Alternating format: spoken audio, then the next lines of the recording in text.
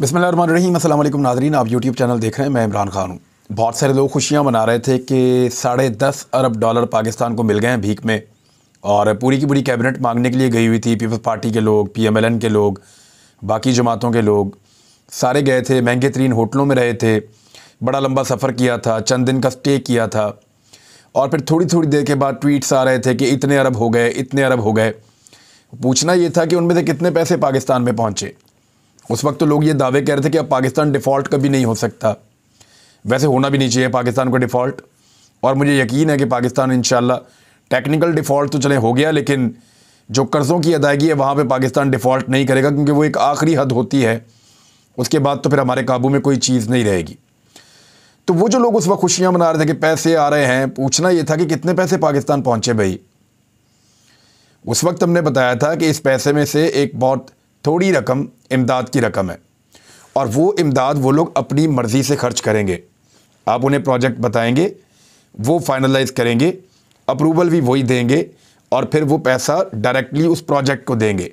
वो आपके कौमी ख़जाने में वो पैसा नहीं डालेंगे, क्योंकि आप पर उनको भरोसा नहीं है।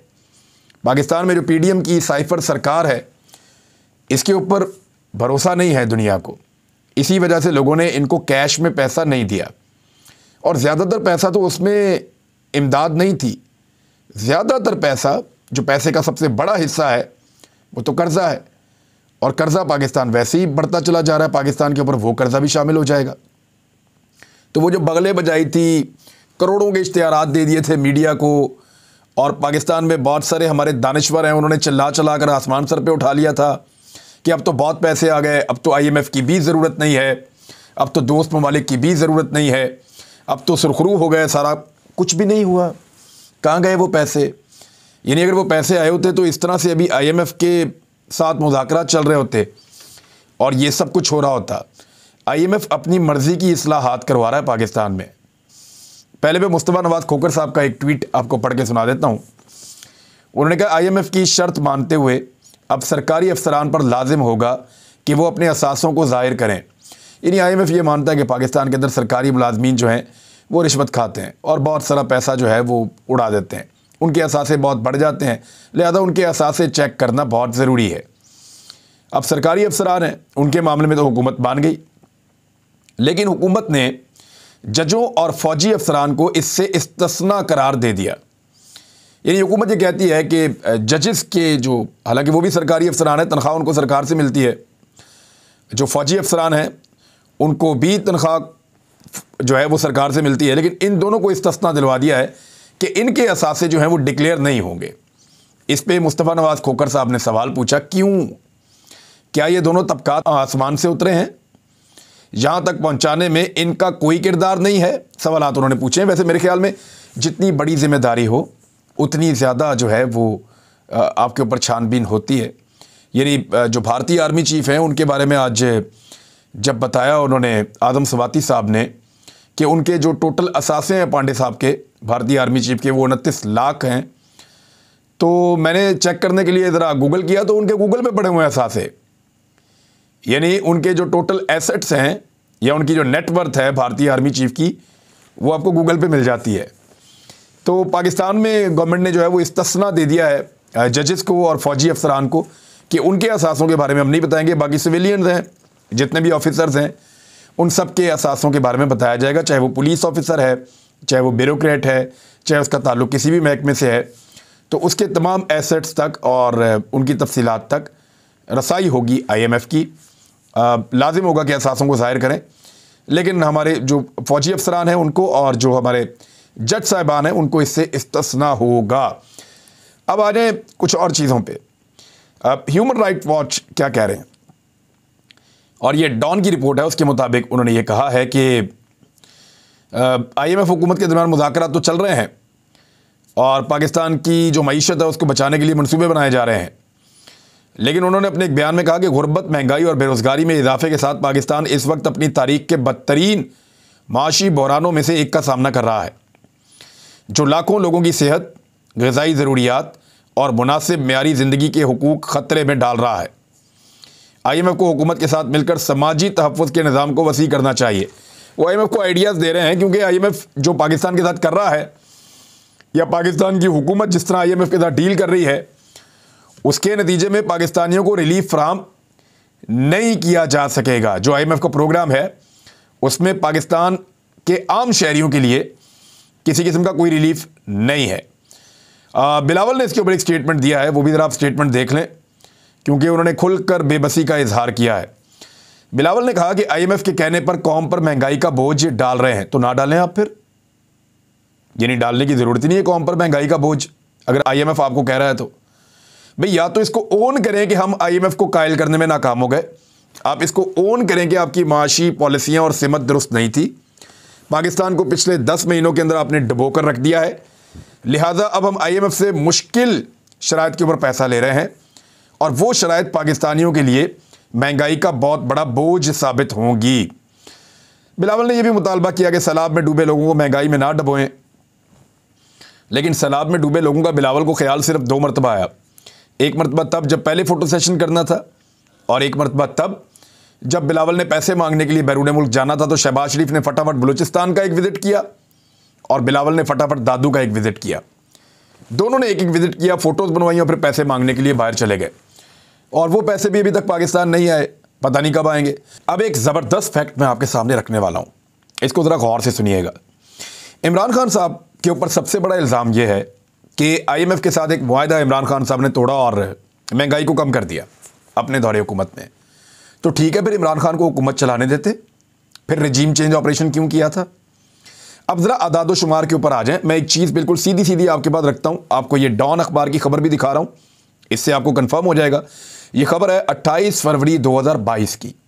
28 फरवरी 2022 को इमरान खान साहब ने डॉन अखबार की इस खबर के मुताबिक 2 चीज़ों को पाकिस्तान में सस्ता किया। आलमी मंडी में पेट्रोलियम मसनूआत की कीमतें बढ़ रही थी, लोगों पे बोझ पड़ रहा था, तो इमरान खान साहब ने 10 रुपये पेट्रोलियम मसनूआत के ऊपर कम किए और 5 रुपये बिजली का यूनिट जो है वो गरीबों के लिए कम कर दिया। इसके बाद इमरान खान साहब की हुकूमत जो है, क्योंकि 28 फरवरी आखिरी दिन था फरवरी का, मार्च का 1 महीना इमरान खान साहब की हुकूमत रही और अप्रैल के 10 दिन, तो अब आप ये लगा लेंगे 40 दिन तक इमरान खान साहब ने पेट्रोल 10 रुपये सस्ता बेचा और 40 दिन तक इमरान खान साहब ने बिजली 5 रुपये सस्ती बेची। बिजली का तो एक ही महीना बनता है क्योंकि बिल महीने के बाद आता है। तो उसके बाद आ जाती है पाकिस्तान में साइफर हुकूमत। साइफर हुकूमत आने के बाद पेट्रोल जो है वो सस्ता हुआ, पहले महंगा था बाद में सस्ता हुआ आलमी मंडी में। वो अगर चाहते कि इमरान खान साहब ने 40 दिन तक 10 रुपये सस्ता बेचा है तो वो अगले 40 दिन 10 रुपये महंगा बेच लेते, चले 1 महीने तक 20 रुपये महंगा बेच लेते, हिसाब बराबर कर देते ना। यानी इमरान खान ने जितना नुकसान किया बकौल आपके कि 40 दिन तक उन्होंने 10 रुपये लीटर पेट्रोल सस्ता बेचा, तो आप अगले 40 दिन या अगले 2 महीने 20 रुपये महंगा बेच लेते और फिर आप ये सारा नुकसान पूरा कर लेते। लेकिन ये हुआ नहीं, पेट्रोल की कीमत पूरा 100 रुपये से भी ज़्यादा बढ़ गया। ये किया इंपोर्टेड सरकार ने, जबकि आलमी मंडी में कीमत लगातार कम होती चली जा रही है।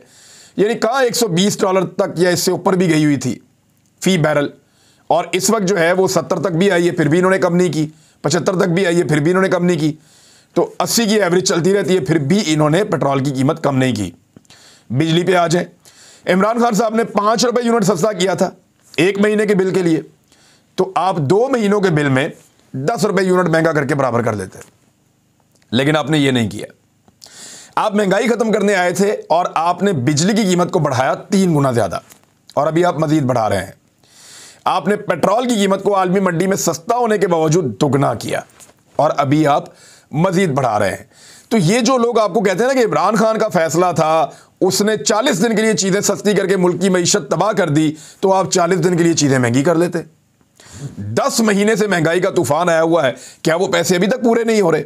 तो ये एक फ्रॉड है जो ये लोगों के साथ करते हैं। शेख रशीद अहमद साहब ने एक पैगाम भिजवाया है और मुझे उनके एक बड़े करीबी साथी जिनके साथ उनकी मुलाकात हुई है, मैं नाम उनका नहीं लूँगा, लेकिन उन्होंने मुझे पैगाम एज इट इज़ पहुँचाया है और उन्होंने कहा शेख साहब चाहते हैं कि ये पैगाम पब्लिक तक पहुँचाया जाए। एक तो शेख रशीद ये कह रहे हैं कि ये बहुत मुश्किल वक्त है और मेरे साथ इस गिरफ्तारी के अंदर गैर इंसानी सलूक किया जा रहा है, यानी मुझे कुर्सी के साथ बांध दिया जाता है, मेरे हाथ और पाँव बांध दिए जाते हैं और फिर मेरी आंखों पर पट्टी बांधी जाती है, फिर मुझे नामालूम अफराद की आवाज़ें आती हैं और वो मुझे बार बार ये कहते हैं कि इमरान खान की पार्टी को छोड़ दो या इमरान खान का साथ छोड़ दो, इमरान खान का इत्तेहाद छोड़ दो, और हमारी तरफ आकर खड़े हो जाओ। वो मुझे ये भी कहते हैं, शेख रशीद साहब ने कहा कि मुझे वो ये भी कहते हैं कि इमरान खान तो नाअहल होने जा रहा है, उसका पाकिस्तान की सियासत में किसी किस्म का कोई किरदार नहीं होगा, उसके ऊपर एक क्रॉस लगा दिया गया है।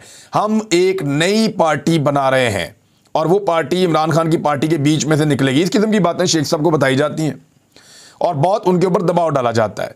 शेख रशीद अहमद साहब के बकौल वो उनको यही जवाब देते हैं कि मैं इमरान खान का साथ नहीं छोड़ूंगा और इस तरीके से ज़बरदस्ती आप करवा नहीं सकते। शेख रशीद का ये कहना है कि उन्हें किसी किस्म की तफ्तीश के बारे में पूछा ही नहीं गया, यानी जो केस उनके ऊपर बनाया गया है उसके बारे में अलिफ बे पे कुछ भी नहीं पूछा गया।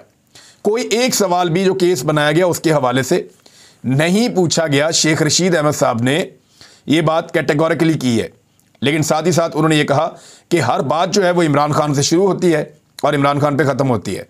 और दो चीज़ें जो उन्होंने बताई कि एक तो इमरान खान को नाअहल किया जाएगा, सियासत से आउट किया जाएगा, और दूसरा हम एक नई पार्टी बनाने जा रहे हैं। वैसे पाकिस्तान में बड़ी पार्टियां बनाई हैं, वाह वाह वाह, कमाल कर दिया। और जो जो पार्टी बनाई है ना, उस पार्टी ने मुड़ के वो किया इनके साथ कि तबाही फेर दी है। बहरहाल शेख रशीद का ये भी दावा है कि गुज़िश्ता एक दिन पहले उन्हें रात के वक्त कुछ लोग आए, उनकी आंखों पर पट्टी बांधी गई, उनके पाँव कुर्सी के साथ नीचे और हाथ कुर्सी के साथ ऊपर बांधे गए। ये शेख साहब का क्लेम है जो पैगाम मेरे तक पहुंचा है। और उन्हें कहा गया कि आप हमारे साथ जाने के लिए रजामंद हो जाएं, हम आपको कहीं ले जाना चाहते हैं। तो शेख रशीद अहमद साहब ने कहा जी मैं नहीं जाना चाहता, जी हम आपको एक बड़े ख़ास आदमी से मिलवाना चाहते हैं और आपको फ़ायदा होगा, आप हमारे साथ चलें, हम आपको मिलवाते हैं। तो शेख रशीद अहमद ने मिलने से और जाने से इनकार कर दिया। तो उसके बाद शेख साहब पे काफ़ी दबाव डाला गया और वो ये कह रहे हैं कि मुझे जहाँ भी रखा जाता है गिरफ्तार करके एक ही बात की जाती है कि इमरान खान का साथ छोड़ दो, और मैं अभी इमरान खान का साथ नहीं छोड़ूंगा। ये फिलहाल शेख रशीद अहमद साहब का स्टेटमेंट है। जो कुछ भी उन्होंने कहा वो मैंने आपके सामने रख दिया। आमिर डोगर को भी गिरफ्तार कर लिया गया है और जो नून लीग के उम्मीदवार इनके मुकाबले में इलेक्शन लड़ने जा रहे थे उनको भी गिरफ्तार कर लिया गया है। हुआ यह है कि कागजात नामजदगी जमा करवाते वक्त कारकुनों की लड़ाई हो गई और वो लड़ाई बहुत ज़्यादा हो गई। उसके बाद पुलिस ने रेड किया और आमिर डोगर और उनके साथियों को गिरफ्तार कर लिया। दूसरी जानिब से भी कुछ लोगों को गिरफ्तार कर लिया और दोनों को अलग अलग पुलिस स्टेशन में मुंतकिल कर दिया है। उम्मीद है एक आधे दिन में ज़मानत हो जाएगी, लेकिन इस सारी चीज़ को लेकर पाकिस्तान तहरीक इंसाफ ने खासा शो किया है कि वो बड़ी तकलीफ़ में है और बड़ा हसास उन्होंने इसको शो किया है। जबकि PMLN की तरफ से कोई बात ही सामने नहीं आई, क्योंकि PMLN की गिरफ्तारी तो आपको आइडिया है कि इस माहौल में उनकी अपनी हुकूमत है तो ये गिरफ्तारी किस नौइयत की होगी। फजल रहमान साहब ने कहा था कि इन इंतखाबात का हम बाइकआउट करेंगे, लेकिन PMLN इन इंतखाबात को लड़ रही है और PDM बतौर जमात इन इंतखाबात को लड़ने से भाग गई है। ये बात भी आप याद रखिएगा। अब ये जो ज़िमनी इंतखाबात हैं 33 हल्कों पे हो रहे हैं, पाकिस्तान तहरीक इंसाफ ने एक मुतालबा किया है कि ये इंतखाबात 16 मार्च को करवाने की बजाय 19 मार्च को करवाए जाएं। 16 मार्च को जुमेरात का दिन है और जुमेरात के दिन वर्किंग डे होगा, लोग वोट डालने के लिए कम आएंगे, और 19 मार्च को एतवार है, ज़्यादा बड़ी तादाद में लोग आएंगे और टर्न आउट ज़्यादा होगा। देखें, अगर आपने धांधला करना है ना और तबाही फेरनी है धांधली करके, और आपने यानी एक मॉक एक्सरसाइज तो करेगा, ये पंजाब हुकूमत भी करेगी, KP हुकूमत भी करेगी, पुलिस भी करेगी, इलेक्शन कमीशन और सहूलतकार सारे एक एक्सरसाइज करने की कोशिश तो करेंगे कि देखते हैं कि कितनी धांधली की जा सकती है। तो इन 33 नशस्तों पे बहुत बड़ा धांधला प्लान किया जाएगा। टर्नआउट जितना कम होगा उतना फ़ायदा होगा धांधली करने वालों को, टर्नआउट जितना ज़्यादा होगा उतना नुकसान होगा धांधली करने वालों को। तो इसलिए पाकिस्तान तहरीक इंसाफ कह रही है कि 19 मार्च एतवार वाले दिन, और जायज़ मुतालबा है, मेरे ख्याल में इलेक्शन कमीशन को यह मुतालबा मान लेना चाहिए। मजलिस वादतुल मुस्लिमीन ने भी इमरान खान साहब की जेल भरो तहरीक की हमायत का ऐलान कर दिया है, जबकि इमरान खान साहब ने ये जो इस वक्त फस्तायत चल रही है फाशिज्म, उसके ऊपर कुछ ट्वीट्स किए हैं। उन्होंने कहा कि गुजरात में चौधरी परवेज़ इलाही की रिहाइशगाह पर पुलिस के पै दर पै छापों, उनके हामियों साथियों के अगवा और बिला जवाब गिरफ्तारियों की शदीद मजम्मत करता हूँ। ये सब इम्पोर्टेड सरकार और उसके सरपरस्तों की जानिब से हमारे हामियों को खौफजदा करने के लिए रवा रखी जाने वाली नंगी फस्तायत है।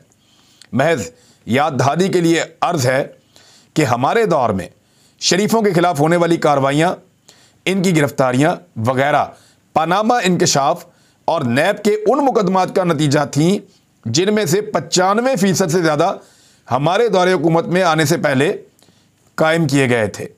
उनके साथ तो कैद में भी VIP सलूक किया गया था, और ये बिल्कुल ठीक बात है, सब जानते हैं, मगर उनका हदफ NRO था जिसे मुस्तरद किया गया था इमरान खान साहब के दौर में। इसके बरक्स ये हरासगी, गिरफ्तारियों, ज़ेरे हरासत तशद्दुद और अगवा वगैरह को खालिसतन सियासी इंतकाम के लिए इस्तेमाल कर रहे हैं। उन्हें यकीन है कि किसी भी सतह के इंतखाबात नहीं जीत सकते, चुनाचा रियासती कुव्वत के ज़ालिमाना इस्तेमाल से हमें कुचलना चाहते हैं। ये अपने अज़ाइम में कामयाब ना हो पाएंगे क्योंकि इनके हरबों से हमारा अज़्म मज़ीद पुख्ता ही होता है। वज़ारत दिफा ने कहा है कि जो है वो फ़ौज और FC वगैरह नहीं आ सकती इंतखाबात में और ड्यूटी नहीं दे सकती, रेंजर्स वगैरह। क्यों नहीं दे सकती जी? 2008 में शदीद तरीन वो कह रहे हैं जी ऑपरेशन चल रहे हैं, हालात ऐसे हैं। भाई 2008 के अंदर बदतरीन हालात में ये ड्यूटियाँ देकर गए हैं, 2013 में बदतरीन हालात के अंदर ड्यूटियाँ देकर गए हैं, तो अब क्यों नहीं देंगे? भाई इसी चीज़ के लिए तो कौम इतना टैक्स देती है, इतना पे करती है कि हमारा तहफ़्फ़ुज़ करो जब हम इलेक्शन में वोट डालने आए, तो उनकी रिस्पॉन्सिबिलिटी है, उनको पूरी करनी पड़ेगी। और जब निगरान हुकूमत बनेगी वफाक में भी, तो तब भी आप देख लीजिएगा, लेकिन उनको ये ड्यूटी पूरी करनी पड़ेगी क्योंकि धांधली का पूरा एक मनसूबा है और वो मनसूबे को अमली जामा पहनाने के लिए मुख्तलिफ चीज़ें की जा रही हैं। एक और ख़बर है जी, पंजाब पुलिस भी अब इस सियासत के अंदर शामिल हो गई है। उन्होंने कहा जी पुलिस ऑपरेशन में मसरूफ़ है, 4-5 माह तक इलेक्शन कराना मुश्किल होगा। IG पंजाब ने यह बयान दे दिया है। अब आप मज़े की बात ये देखें कि IG पंजाब डॉक्टर उस्मान अनवर, अब किसके कहने पे उन्होंने ये बयान दिया आप सबको आइडिया तो है। डॉक्टर उस्मान अनवर कह रहे हैं कि 4-5 महीने तक इंतखाब नहीं होगा, ऑपरेशन कर रहे हैं। कौन सा ऑपरेशन कर रहे हैं जनाब? 2008 में ऑपरेशन नहीं चल रहा था, 2013 में नहीं चल रहा था। यानी इस वक्त खैबर पख्तूनख्वा की पुलिस जो ऑपरेशन में है वो कह रहे हैं जी करवा लें आप इंतखाबात, हम अपनी ड्यूटी करेंगे, तादाद ज़रा कम है तो वो पूरी कर ली जाएगी। लेकिन पंजाब पुलिस जो है जहाँ कोई ऑपरेशन नहीं चल रहा, और हो सकता है अभी कोई फेक चीज़ें की जाएँ सिर्फ ये बताने के लिए कि ऑपरेशन चल रहा है। बहरहाल देखते हैं, इस पर और बात करेंगे बाद में। अब तक के लिए इतने, अपना ख्याल रखिएगा, अपने चैनल का भी। अल्लाह हाफ़िज़।